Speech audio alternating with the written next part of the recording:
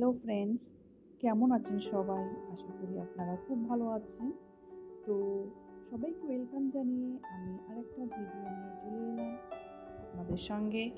তো আজকে এই দেখুন, বুঝতেই পাচ্ছেন, একটা নতুন রেসিপি, মানে সাধারণ, অতি সিম্পল, আলু বেগুন দিয়ে রুই মাছের তরকারি। তো চলুন দেখা যাক, শুরু করি।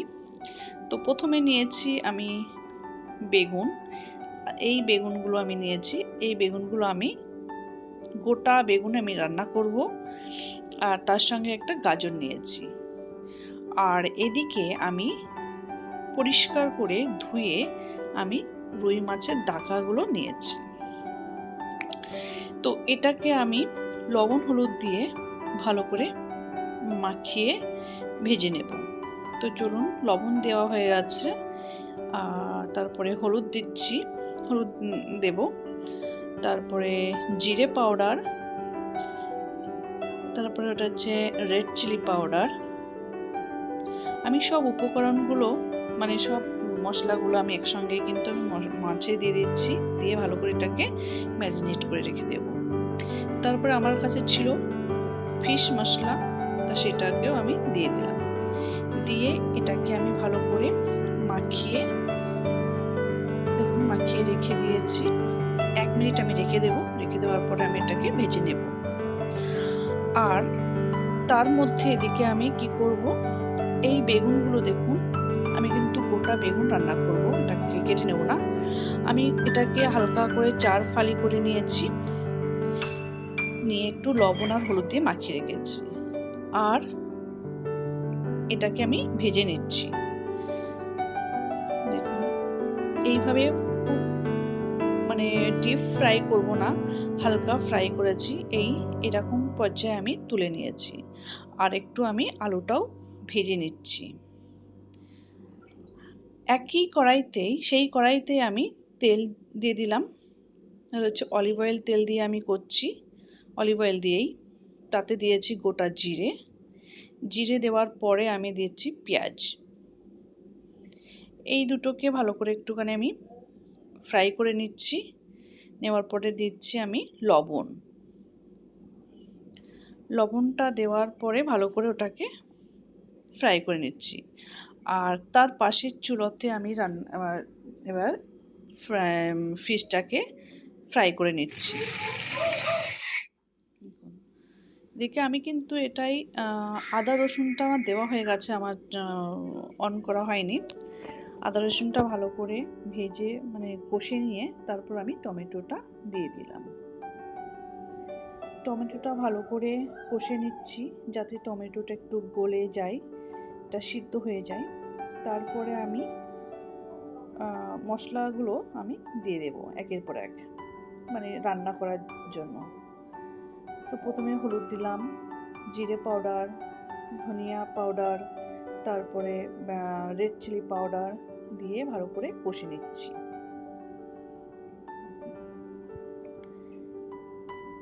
একটু লবণ দিচ্ছি, যাতে স্বাদটা ঠিক পরিমাণ মতো থাকে। এই দেখুন, ভালো করে কষে নিচ্ছি। এবারে আমি আলুগুলো দিয়ে দেব।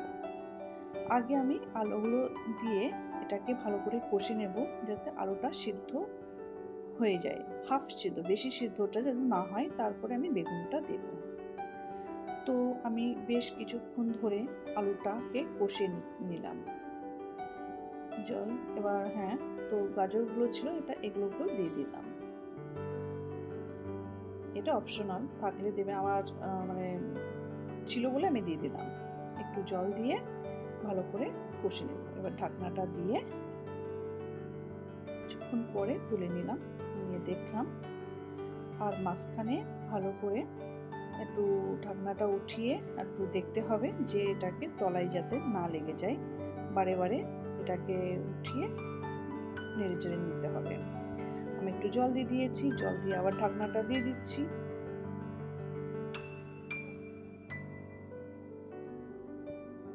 বারে বারে এটা করছি যাতে নিচে যেন ধরা না লেগে যায়, সেই জন্য জল দিয়ে দিয়ে এবারে আমার আলুটা গলে গেছে। এরপরে আমি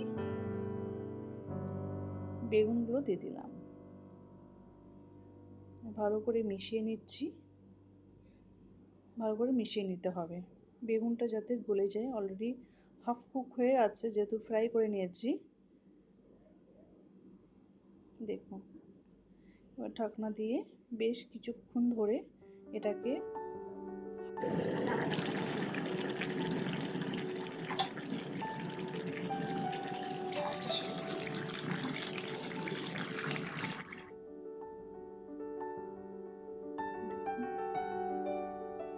এবার এটাকে আস্তে আস্তে নাড়তে হবে, যেহেতু বেগুনগুলো আমার সিদ্ধ হয়ে গেছে, তো যাতে গলে না যায় আস্ত রাখবো আমি বেগুনটাকে, এই জন্য আমি আস্তেই করছি। জল দিয়ে দিয়ে ফোটানোর পরে এবারে আমি এতে মাছগুলো ছেড়ে দেব। দেখুন হয়ে গেছে প্রায়।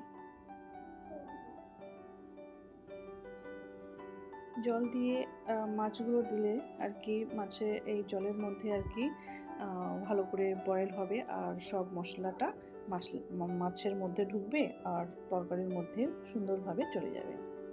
তো এইভাবে আমি দিয়ে ভালো করে ঢাকনা দিয়ে দিলাম, দিয়ে আর বেশ কিছুক্ষণ ধরে রান্না করতে থাকলাম। এই দেখুন প্রায় হয়ে গেছে অলমোস্ট আমার রান্না। এবার আমি আপনাকে একটা পাত্রে ট্রান্সফার করে দেখাচ্ছি। এই দেখুন খুব সুন্দর হয়েছে, খেতেও দারুণ লেগেছে। গরম গরম ভাত দিয়ে এইভাবে খেলে ভালো লাগবে। আশা করি আপনাদের এই ভিডিওটা আপনাদের ভালো লাগে, যদি থাকে অবশ্যই সাবস্ক্রাইব করে আমার পাশে থাকবেন।